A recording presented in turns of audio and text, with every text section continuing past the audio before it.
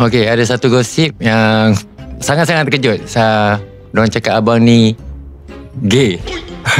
Itu paling terkejut. Ini betul-betul terjadi. Betul. Itu macam aku gay Ron. Diorang ni macam betul loh ni. Diorang tak ambil tapi benda tu memang macam tersebar di kalangan gay. Betul.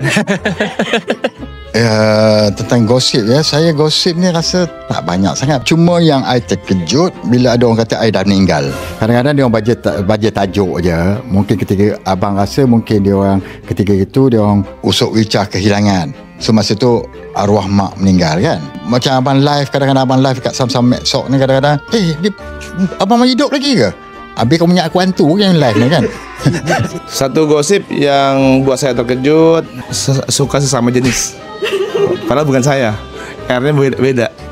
Itu R siapa namanya? Ini kan Ruri lain. Orang cakap Mel sombong. Padahal Mel tak ada dosa sombong pun. Tapi mungkin orang panggil time tu Mel tak dengar. Lepas tu kadang-kadang orang panggil, lepas tu orang takut nak respon. Lepas tu so kita macam tak naklah kita sendiri perasaan yang kita ni macam famous sangat lah macam tu kan. Tu yang bagi Mel satu benda yang macam what?